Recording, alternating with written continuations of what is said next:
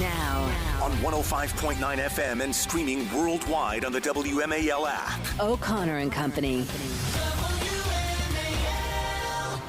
It's 6:07. Thanks for starting your day with us here on O'Connor and Company in your nation's capital. We are honored that you bring us into your lives, whether you're listening in bed, hitting that snooze alarm, or whether you're prepping in the house to get out, you're in the car, or by the way, take us to the gym.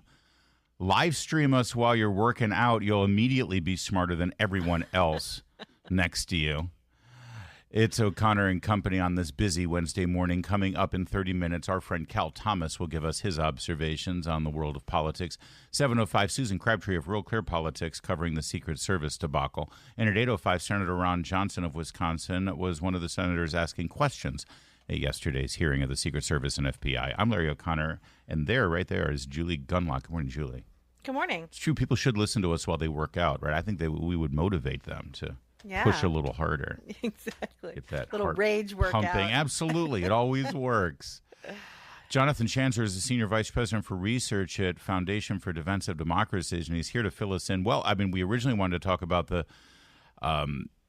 the strike that Israel announced against a Hezbollah commander, but then breaking overnight. It's funny. I went to bed seeing this senior Hamas leader, Ismail Haniyeh, attending the inauguration. It's an installment of the new Iranian president. And there's the new president hugging and literally kissing this leader of Hamas. Not that there's any connection between Iran and Hamas. But then later in the evening, I guess Mr. Haniyeh met his demise, as Israel has been very active. Tell me what happened in Tehran overnight. Yeah, absolutely. It was just a shocking evening last night. After a pinpoint strike by the Israelis in the heart of Beirut, where they took out the number 2 or perhaps number 3 military leader in Hezbollah, which is, of course, an Iran-backed terror group, then all of a sudden we see the Israelis, active in the heart of Iran, taking out one of the top leaders of Hamas. I have to say, between the two yesterday, it certainly feels as if the momentum has shifted to some extent or another. It looks like the Israelis really have a beat on all of their enemies right now, and the Mossad appears to be very busy. Oh, yeah. Anybody who's in league with Iran right now and they make a career out of killing innocent Jews in the Middle East, they are looking over their shoulder on an ongoing basis, and that's a good thing. But the coordination of these strikes, Jonathan, this feels like Michael Corleone, settling all family business, and Mo Green got a bullet in the glasses there on the massage table. The coordination, precision, and there's no place to hide even in the middle of Tehran kind of message is incredibly powerful, sent by Bibi Netanyahu, isn't it? Oh, it is. And this is, obviously this is warfare. The Israelis have been taking it on the chin. They've been getting hit by Hezbollah and by Hamas and by the Houthis and by a bunch of Iran-backed groups. And it did feel like there was some score settling yesterday, that they just went out and started really taking out the top people. I will just note parenthetically that this comes in the aftermath of the death of Mohammed Deif. Now, we haven't actually gotten official acknowledgement from Hamas on this, but I think the Israelis have made it clear they got him as well.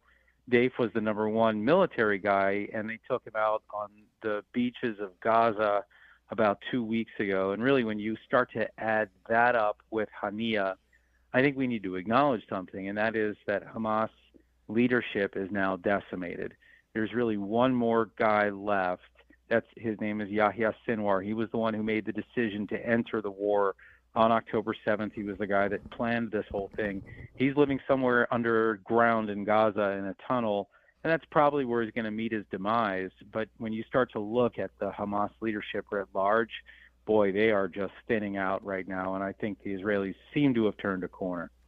Reuters describes one of the men who was killed yesterday as it said, tough-talking Haniyeh was seen as the more moderate face of Hamas. It is just astonishing what you see in the media. How do you react to seeing headlines like that? Well, I mean, look, Hamas has a huge amount of blood on its hands. Obviously, it exists for one reason and one reason only, and that's to carry out terrorist attacks against innocent individuals. whether in Israel or abroad. And, I think the kid gloves that we've seen from the media as it relates to Hamas in general has just been maddening. But, I think after yesterday, we're seeing fewer and fewer of them for the media to fawn over. And I think it'll be interesting to see how they start to shape this narrative as Hamas begins to lose. And I think as we all need to start to acknowledge that maybe the tide is turning in the war.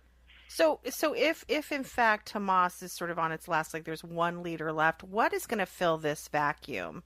What's going to go in there? And is it that's done? Okay, we don't have any more Hamas. Hezbollah is also on its last leg. Or will there be something that replaces it? What's going to happen? Oh, well, Hezbollah is still quite strong. It's actually probably has the strength of maybe a European army. And they're based in Lebanon, and actually I think we're still on a knife's edge as it relates to that war. But I do think that we may be reaching a tipping point as it relates to Hamas and the Gaza Strip.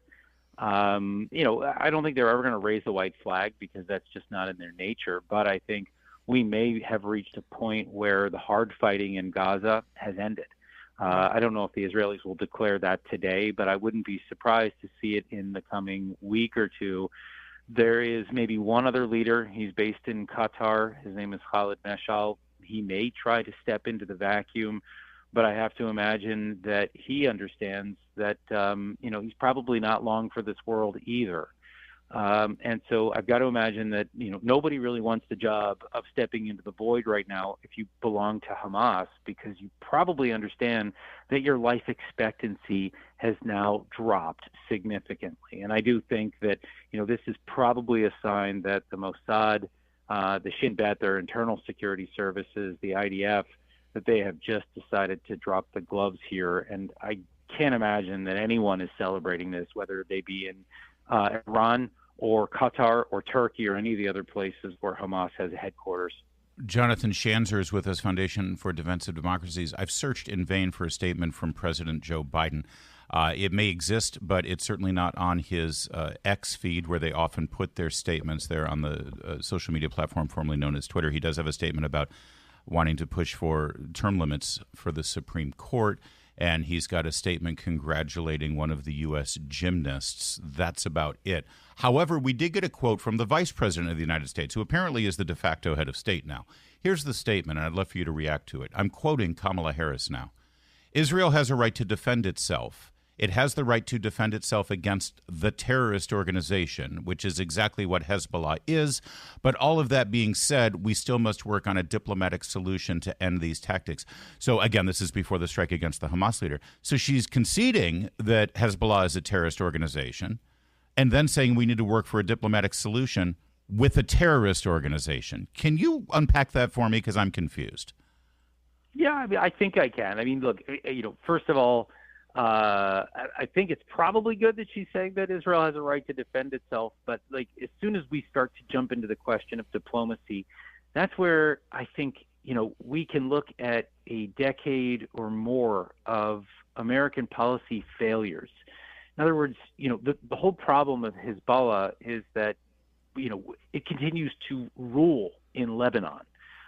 It is a terrorist organization that is also a political organization. It has Lebanon in a stranglehold. There is no government. The economy is collapsing. This is a basket case of a state. It is Somalia on the Mediterranean right now, really, when it comes down to it. And, there was for the last 15 years, we've been asking Hezbollah to do one thing, and that is to withdraw north of what is the Litani River. It's about 10 miles north of the border with Israel. And if Hezbollah would just move north of there, we would probably not have the same kind of terrorist threat environment that Israel's been grappling with. And the U.S. has failed to enforce it. The UN has failed to enforce. There is a UN resolution calling for this, and Hezbollah is not doing it. It's almost like terrorist organizations have no regard or respect for diplomatic solutions, considering their intent is to kill as many innocent people as possible to remove the country of Israel. How do you negotiate and act diplomatically with an organization like that? But you're right. You can't. It's great that she said Israel has a right to defend itself. I guess that's huge. Good. Right, Good right. for her. Thank you. We got to leave I'm it there, sure Jonathan. The squad was fuming. Right? Appreciate it. It's 6:17. Let's get straight to Jay.